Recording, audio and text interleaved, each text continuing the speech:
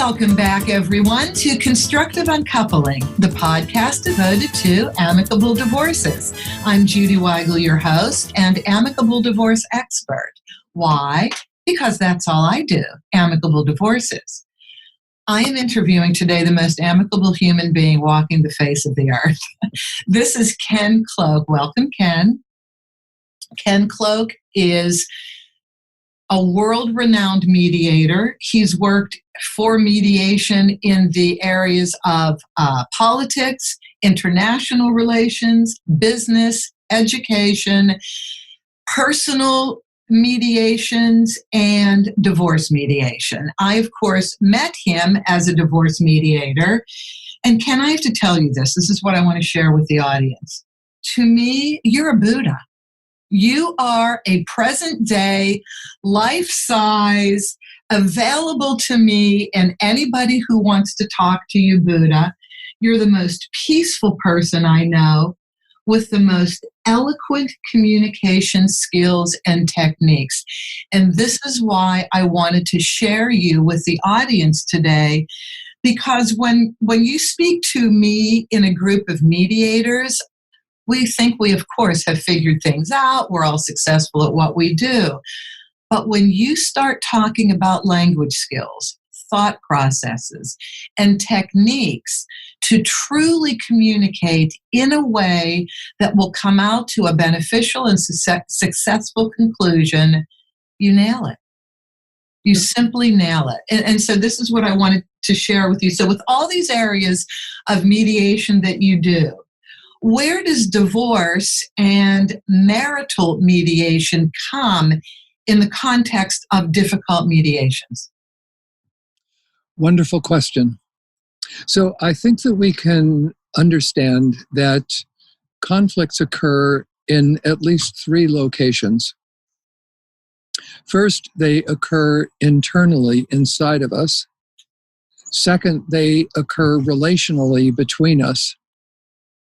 And third, they occur systemically in the patterns of behavior that get established between people in organizations, in cultures, in nation states, in family systems. And so if we go back to what happens in the beginning in every conflict, there are a series of intense emotional responses that we have to perceived differences. And those occur most powerfully in the family and in couples. And so every conflict has elements of divorce that are a part of it. In every divorce, there are elements of internal conflict that are taking place inside of each person, and there are also systemic conflicts. So the object of this really is to tackle all three. We have a set of skills for helping people figure out where their communications go wrong. Listening skills, reframing skills, brainstorming skills, skills in prioritization, thinking skills, problem-solving skills, consensus-building skills. We also have a set of skills coming out of conflict coaching and psychology for working with internal conflicts inside of us, between different parts of ourselves, between different potential futures that we could inhabit. But those skills are not as common for mediators. They're not as deeply understood. They're not as skillfully practiced. And the same goes for systemic conflicts. Every marriage is a system. Every family creates a system. And within couples therapy and within psychology, we have some deep understanding now of how families create systems. Cultures are kinds of systems, and we can understand that every couple creates a kind of culture for responding to conflict. Culture is a way of attributing meaning.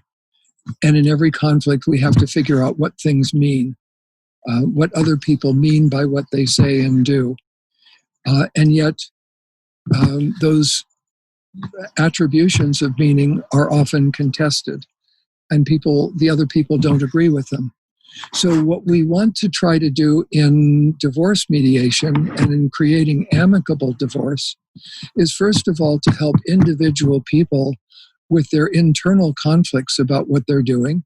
Secondly, to facilitate their communication with each other and their problem solving with each other in ways that transform their relationship from one that has been positively intimate and then negatively intimate into one which is now separate and respectful and amicable. And finally, we want to end the family system in a way that isn't painful and destructive, but in a way that gives each person the opportunity to move forward in their lives and learn from those experiences and decide to do things differently, to have a voice in their own culture. Yes, Judith. So beautifully said. Now, because I'm also a mediator, I understand what it looks like when people first come in for a mediation and they initiate the very first conversation, which could be very rocky. Do you start teaching these skills and techniques and making them aware of what you just said so they can refine how they communicate going forward? Absolutely. The very first thing that I have to do, however, is to build a sense of trust and empathy between us. So if I'm too quick off the mark in trying to correct their behavior, they may not accept it at first because they don't feel that I have any understanding of what's going on for them. So I have to gain that understanding. And then the second thing that I have to do is I have to figure out who I need to work with first in pulling back from engagement and trying to figure out how to approach this in a more skillful way. And usually there's one person who may be more ready than the other, but fundamentally, every problem in every marriage has two sides to it. In every family, there are always at least two sides. And the problem can always be reduced in both directions. So if one person, for example, is always on time and the other one is always late, each one of them can approach the other and figure out how to handle that in a way that isn't destructive or combative or adversarial or hostile. And that's sort of the goal. So part of what I do is I look for the breaks in their communication, the place where I know that they're about to go south and the whole conversation is about to self-destruct. And then I point it out to them, find out whether they can see this place, and then work with them to create an alternative conversation. So if we just began at the very, very beginning, the very first word out of many couples' mouths is the word you. The word you is a pronoun. And we know that if you say the word you about something that is negative, the automatic response of the other person will be defense and counterattack, neither of which are useful in problem solving. What is useful? And the answer is to switch from you to it. That is, separate the person from the problem. Be soft on the person and hard on the problem, as Fisher and Yuri describe in Getting to Yes. Ken, if I may interrupt 1 second, full disclosure to the audience, we're on Zoom, and the Zoom mics are so sensitive. Whenever we touch the desk or in front of us, it goes on mic. So you're an animated person, and this is audio only. So just to be sensitive to that. Thank you. I don't want this to impact people's ability to listen. Thank you. Yes, you is a pronoun. And I learned early on, before I got into mediation, that if I wanted to engage anybody in a compromise conversation, and if I wanted them to understand my particular take on things, I went for the word we. So that was an engaging first person plural pronoun. It's still Very good. good. Yeah. Absolutely.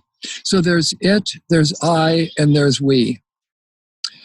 If you use the word it, you create the problem as an object. That is, let's discuss timeliness in our appointments with other people. Well, that introduces the we again. The I part is a confession or a request. The confession is, I get upset when you're late and I feel embarrassed because I feel that we've put people at a disadvantage or taken advantage of them. And the request is, I would really appreciate it if you could do your best to either not get upset when I am late or to be on time, whatever it may happen to be. And the we is, we need to face this problem together. See, I love what you just said about I is a confession and a request, because it's so easy for us as mediators to talk to our clients and say, come from the I position. Well, what does that mean to them? Come from the I position. And it's very difficult for them to make the transition and understand that I is not demanding, but informative. And therefore sharing, is it not? Yes, absolutely. And it's a prerequisite for authentic relationship. So, for example, in family systems, there are two fundamental forces, the force of individuation and the force of integration. If there's no individuality, there can't really be a successful relationship. And if there is no integration, it's all I and there is nobody else. So what a family system is finding the balance between I and we. Now, what if you have a couple, this is so typical, where one person has pretty much suffocated their voice. They come in feeling the victim.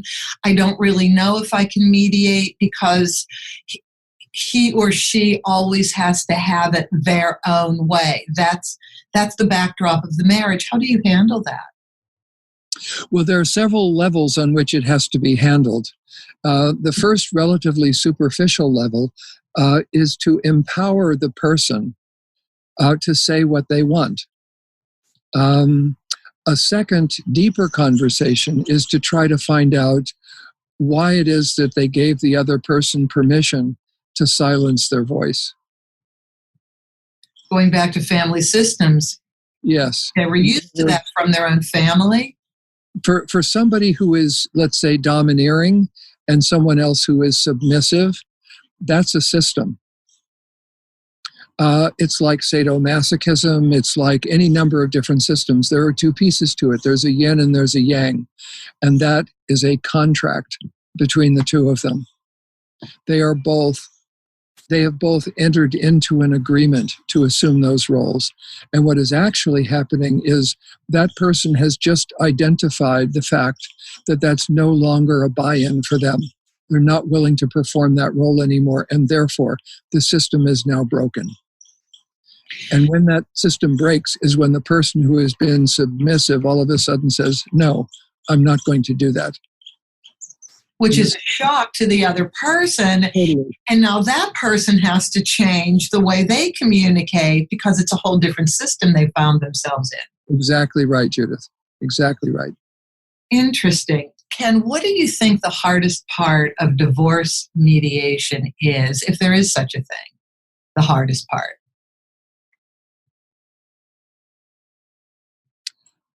I would say the hardest part is when people make up something in order to gain an advantage.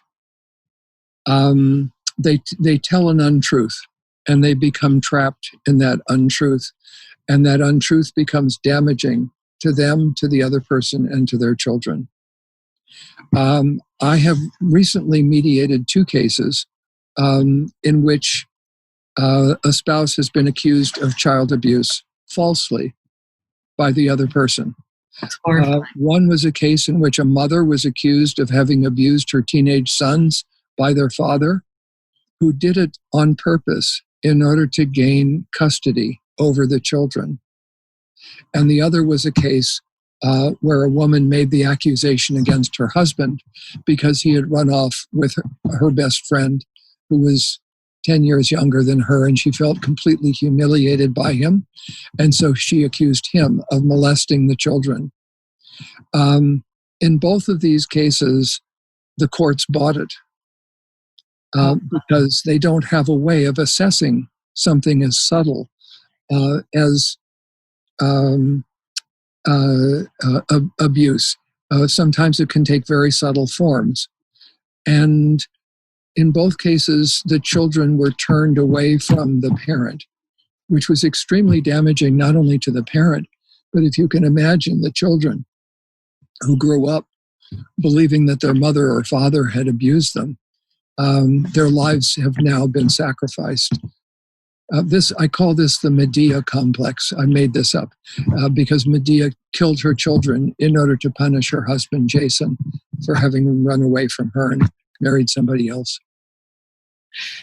You know, this brings up another point, and that is our emotions are so raw and so unpredictable in a divorce based on where we come from and where we want to go to, that we really can do things like kill our children.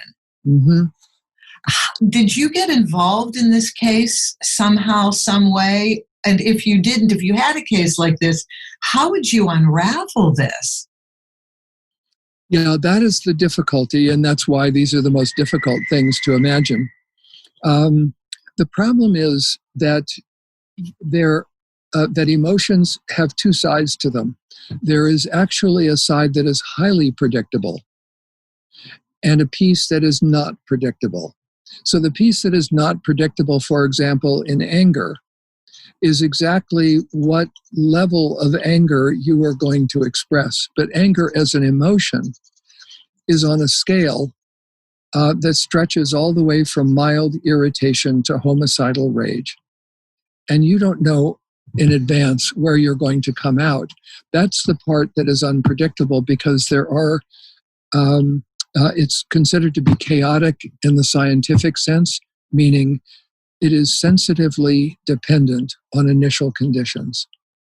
The part that's predictable is that it is actually logical for people who have been in an intimate relationship where their emotions have become permeable, where boundaries have been dismantled between them, where the heart has been injured in some fundamental way. For them to experience a full range of emotions, from shame to rage, to guilt, to jealousy, etc. And taking these apart and working with each one of them separately is one of the skills, I think, of divorce mediation. And you would do things differently. Here's an example of a conversation that feels unpredictable, but can have a predictable outcome. In every marriage, people will be arguing with each other, having what you can easily describe as marital conversations or marital arguments, even in the midst of their divorce. I don't know if you have had this experience, but I've had many people in the middle of their divorce refer to each other as honey or sweetheart or darling. Yes. What is that? That is the continuation of the marital system. And now something has to happen to break that system. So here's one question that is capable of doing this. While they're having an argument about something he did that he shouldn't have done, I may find a time when it feels appropriate for me to ask, are you ever going to convince him that you're right? And she knows that it will never happen. And she says, no. So I say, give it up. It's over. And that's a moment of realization. You have to pick the right moment when it actually becomes clear. But it is quite clear to her that she will never convince him. And then you turn to him and say, are you ever going to convince her that you're right? And he gets it. And he says, no. So now's the time to stop trying to convince the other person that you're right. It'll never happen. That just sounds so easy and so brilliant, and I love it, and you're right. And that moment is where you, the mediator, have nowhere else to go because they haven't allowed you to go anywhere. Yeah. Correct? Exactly. And there are thousands of questions like that, thousands and thousands. And of those thousands, we've discovered maybe a handful, a few dozen.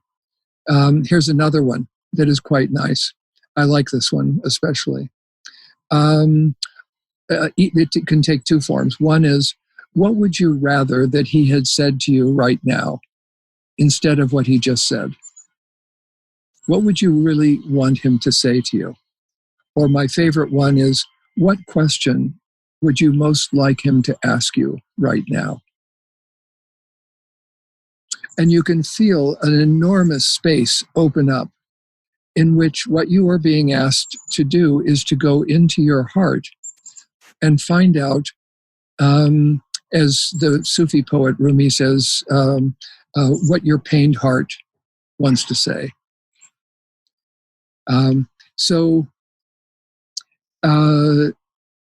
This is a place where you come to the center of longing between two people. This is not about anger. The logic of anger is grief in divorce. And beneath grief is caring or continued love for the other person. Or you wouldn't be able to grieve. Or you wouldn't be able to grieve. You would not have experienced grief if you if you weren't losing the love that you still nurse inside of you. That's so logical. That's right. Yeah. Okay, so I wanted to just branch off for a second and have you address marital mediation, which is a little different than divorce, because in marital mediation, it's how to get along, how to stay together. But it's what people go to couples counseling for too. What does mediation add to that couples counseling mix? Yes, great question, Judith. They're really distinct. However, there is a shared arena of expertise. There's a shaded area in which both perform somewhat similarly. So what's different about them is that marital mediation is primarily focused on conflict and conflict resolution, and uses mediation skills in order to get to a resolution of some of the sources of marital conflict. Whereas couples therapy looks more deeply into what the emotional dynamics are between the two people. Now, the difficulty is that if we ask the question, what does conflict consist of? One element in that answer has to be the presence of intense emotion, because every conflict has an emotional component. And if that is the case, mediators have to become skillful in responding to emotion. But we become skillful in a different way. And the way that we become skillful is in a way that's different from psychotherapy, most forms of it, is by turning the emotion in the direction of problem solving. That is, emotions are a very useful way of gaining insight into problems as a whole, to the experience of the problem and what the experience of the problem tells you about its nature. And so it's a very useful tool in problem solving if you can turn it in that direction. But in order to do that, what has to happen is that you first of all have to be able to talk about what is happening inside of you. Just before this call, I was on a call with a couple who have had great difficulty because she is going through a lot of changes as a result of trying to figure out her relationship with her mother, and is going through a lot of intense emotion. And he feels like there's no room for him to talk about what he's experiencing.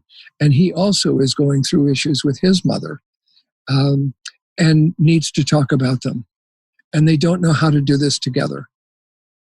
The idea that one can experience a kind of emotional breakdown and the other will hold them, and not experience a simultaneous emotional breakdown hasn't yet occurred to them.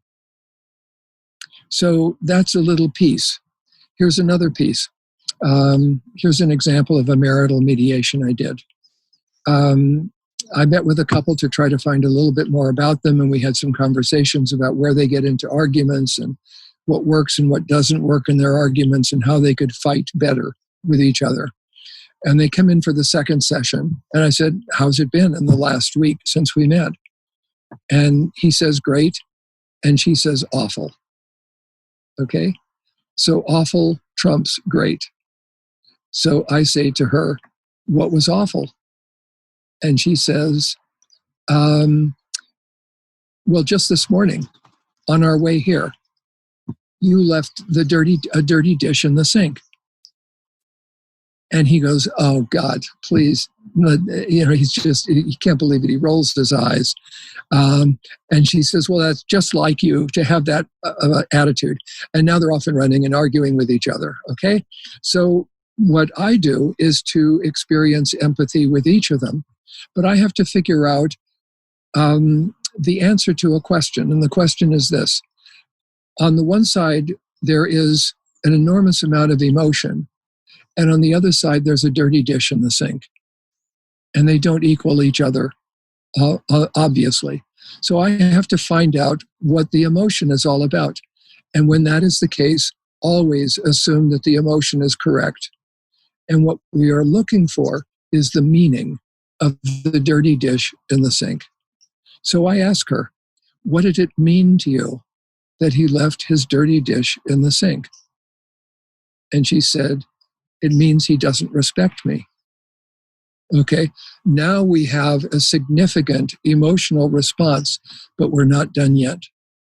Because there's something in the quality of their voice and the way that they are talking to each other that tells me that there is something more. I don't know this, I intuit it, and I guess, and I ask a question. And my question comes from inside of me, what I would feel if I felt disrespected by him. And so I ask the question, what does it mean to you that he disrespects you? And she says, it means he doesn't love me. And now his mouth drops open and he can't believe that we've gone from the dirty dish to disrespect to he doesn't love her anymore. And so I turn to him because she's made a vulnerable statement, and she deserves a respectful answer. So I turn to him and I say, is that true? Do you not love her? Because I have to give him permission to say no, he doesn't love her.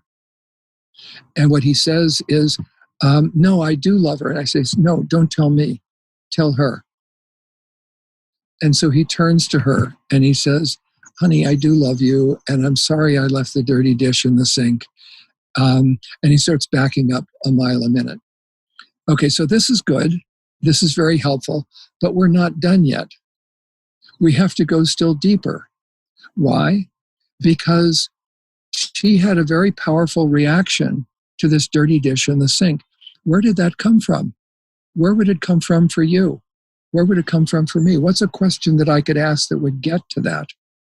And my question to her is, what is going to happen to the dirty dish in the sink? And she stops for a second and thinks, and she says, I'm going to have to do it. And I say, who says? And she says, I say. And I said, and who told you that was the right way to do it?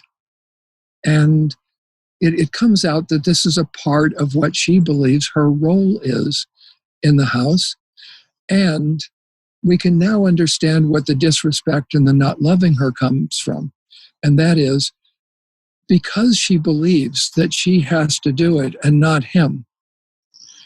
For him to put the dirty dish in the sink is disrespectful to her because it adds to her work. And if he adds to her work and doesn't respect her, he doesn't really love her, right? So we can see quite easily how she got to this place. And now he's mind blown. He can't believe that this is the case. But he sees it for the first time.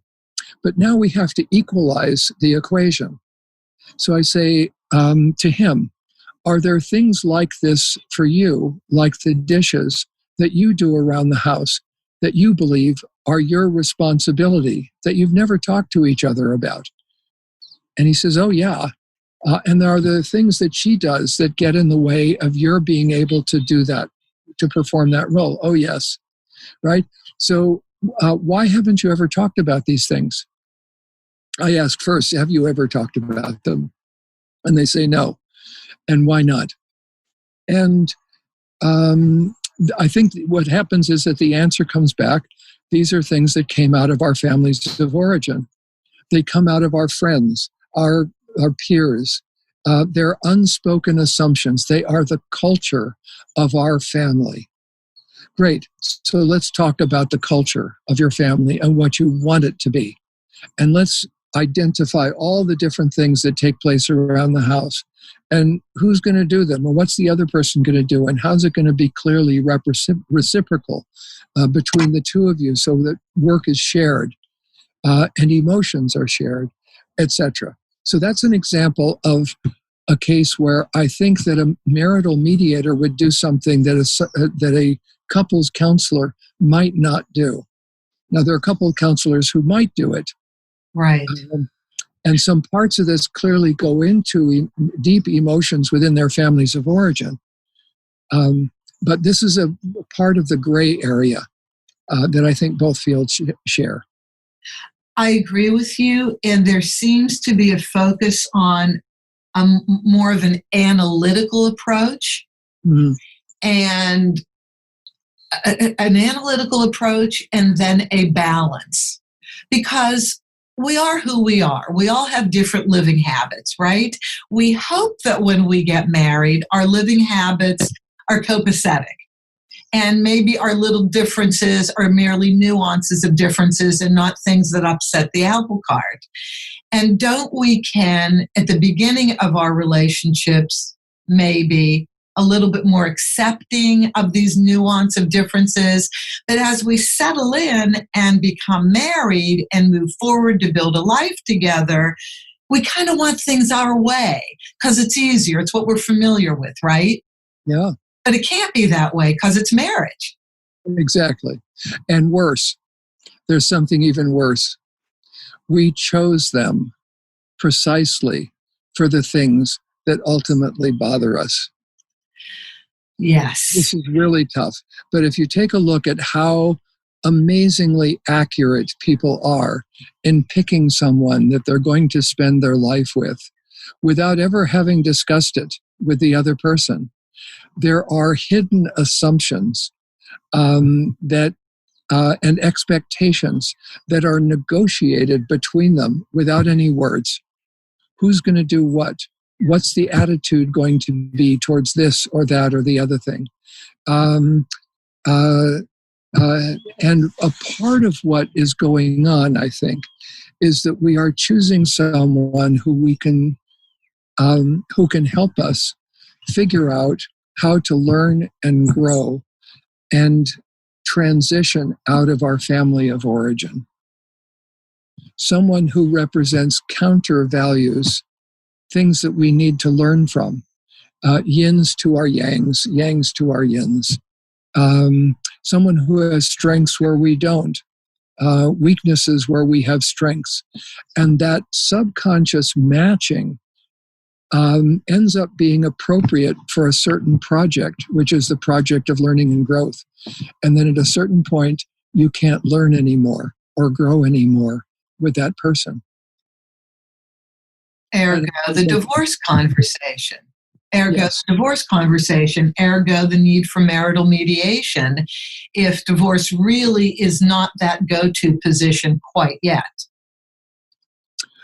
Exactly. So here we have, I think, a range of options that are open to people. And the highest form of conflict resolution is prevention. And what prevents marital conflicts more than anything else, I think, is open, honest, emotionally vulnerable communication with each other, in which you are talking about who you are and what you want and what you love and what you don't love. And the place where this is deepest, the place where we are most vulnerable, is when it comes to intimacy, especially sexual intimacy. And so one of the first signs of divorce is the disappearance of sexual intimacy. And the reason is because we don't feel emotionally safe to open ourselves and surrender in that way to the other person. Or because something is bothering us. There are a whole series of reasons why this becomes an issue. And here's a place where you really do want to talk to someone who may be expert in this. There are ways in which marital mediators can help people have the courage to talk about things that are important to them. But when it comes to actually reworking the ways that you are intimate with each other, there are people who are specialists in this. And I generally will refer people to those experts. And the same is true with deep psychological issues. Personality disorders. Right. Right, I know. There are Bill Eddy. I interviewed him twice in January. I just love the man. The books are fabulous, as are your books, and we will share those with the audience before we leave. COVID. COVID has changed our lives in so many different ways. For those who are convinced that divorce is the best thing for them to grow and live a healthy life, may not be able to afford two different households right now because the money that they used to live on isn't the same, correct? So yes. How are you handling those people who have to live together? What kind of advice can you give our audience to deal with that reality? There are a lot of problems that are showing up in my practice as a result of COVID-19. One of them is people who would like to separate but can't afford to. Another is people who would like to separate but are frightened to because of the possibility of contracting COVID-19, especially where someone has a compromised immune system. A third is where the kids are going back and forth between the households, and one parent allows the kids to have play dates with kids who the other parent doesn't really know how quarantined the family is being or how careful or safe they're being. Another is about wanting to take the kids on vacation over the summer. And one parent wants to fly them to New York City, and the other one wants to put them in a camper van and drive them to New York City. And each one is pointing out the dangers of the method that's used by the other person. And meanwhile, the kids feel torn in the middle. Another version of it is blended families, in which there are kids from two different parents who come together, and those go to separate parents who also may have blended families, and so the kids are mixing germs all over the place. And then there are the pressures of homeschooling, and usually these are gender influenced. Oftentimes it is women who give up their jobs in order to do this, and then can't work and are not bringing in money and become more vulnerable to the men who may have lost their jobs because of layoffs or furloughing at work. So I think, and there's a last one I want to put in here because I've had two cases in the last 2 months that were involved spousal battering as a result of the increased pressures of being at home in a relationship where you were forced to be with each other in spite of the fact that you're divorcing, and it hasn't worked. I've got others where we've successfully overcome that, but here I've had two cases where people were arrested, where the partner called the police. One was a man and one was a woman. They were both violent to the other person in front of the children. So I think all of these are difficulties, and what we have to figure out now how to do is to have a conversation that draws them back into a kind of family decision-making process in which we have to reach consensus with each other. Otherwise, the kids come out worse off. What you said was just so brilliant. I wrote it down. We have to draw them back into a family, quote unquote, family decision-making process where they were before divorce even entered the picture, because you really are logistically, physically a functioning family by virtue of the fact that you can't leave the house, you can't afford a second environment. Yes. Okay, so that sets them up psychologically with a different viewpoint of how to conduct the conversation. Go ahead, Ken. No, I think this is exactly right. And I just did this with a couple where they have been living separately for years, and now they're facing these problems with each other. And so we reached a series of agreements with each other, which included his agreement not ever to mention vitamins again, because she gives the kids vitamins and he hates the idea of vitamins.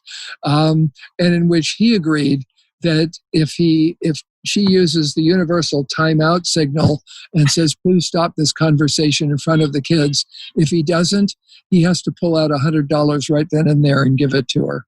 Every time he does this, he gives her $100. Love right? that. And we both love that one. But it's 14 agreements about how they're going to talk about co-parenting with each other. Regular meetings once a week to talk about what is happening with the children, not about each other, not about you did this and you should have done that. So we actually have a list of things that they're going to do and not do in those meetings that they agree to. This is what I think mediators are really good at. I do too. And Ken, at the very, very beginning of this conversation, you listed the three aspects of communication. It's internal, it's relational, and it's systemic. In terms of the internal communication and the idea that we're either about to file for divorce or we're in the middle of filing, and here we are in this same household having to deal with each other, do you ever address the need for alone time and special areas where people can go to be by themselves? Yes. So in the conversation I just had with the married couple just before this call, he expressed, he had a kind of emotional meltdown, and then she left him and went into her own room and closed the door. So I said to her, how did you communicate to him that you needed some alone time to process what just happened to him? And she said, I went into the room and shut the door. And I said, how do you think he felt when you did that? And she said, he probably felt badly. Was that your intention? No. Is there a way that you could have communicated this to him without just going into the room and shutting the door? And the answer is yes. I could say to him, I just need some alone time right now. Can you give me a half hour? Right? So, and now we write that down. And that becomes the way they're going to do it in the future. That's a small case. No, but all of these issues are small issues unless it gets to be violence that really tick people off. And it's that nonverbal communication that can be so misinterpreted, and you just addressed it. That you went from nonverbal that was offensive, didn't mean to be, to how to handle what your ultimate needs are. Just use a little more verbal communication when you change your behavior. And the secret is that everything small is connected to something large. And everything large consists of a series of little tiny things that don't look large at all. And so it becomes possible to fix it in both directions. You can work with people conceptually through insight, and you can also take care of the teeny tiny little things one by one that I call microsurgery. And I feel that this is really what I'm doing. I'm doing microsurgery on their relationship. And of course, they have to participate in this and understand it in order to be able to do it themselves. Yes, they can't be under anesthesia, can they? Okay, so how do you have people prepare for mediation before they come to see you? I actually don't. My preference is, and if they ask me how they can prepare, sometimes I will give them something they can do. But mostly what I'll ask them to do is to think about the kind of conversation they want to have with each other, the kind of relationship they want to have with each other. And I will sometimes ask that as a very first question. What words would you like to be able to use in 5 years' time to describe the kind of divorce that we are going to begin working on today? And then each person mentions their words. And then I say, do either of you disagree with any of those words? Nobody has ever disagreed. And then question 3, are each of you prepared in this conversation right now to begin living up to those words? And they will say yes. Final question. Do any of us have permission to stop the conversation if we begin moving away from those words? And now we are moving in a completely different track, a completely different direction. And what fundamentally I think people want is to be amicable in their divorces. They don't know how.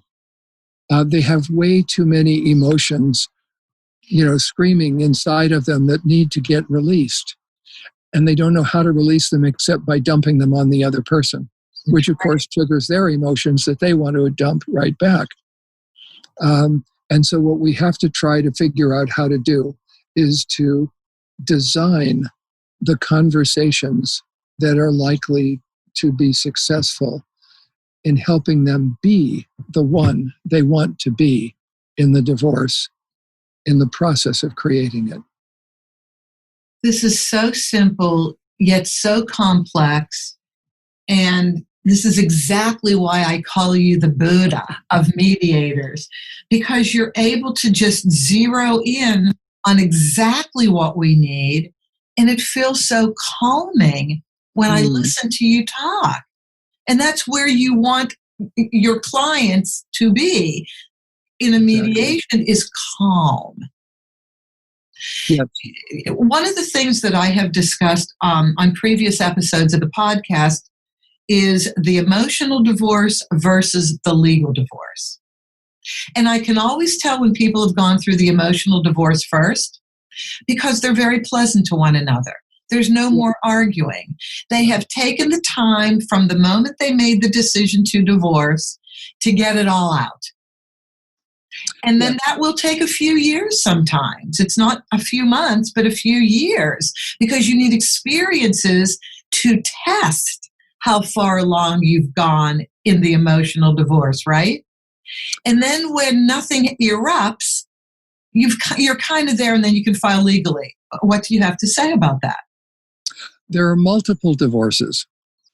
So first there's a physical divorce in which they separate. Maybe not first, but there is a physical divorce. Lack of intimacy. There's a mental divorce in which they stop thinking in the same terms as the other person, or stop thinking as a married person.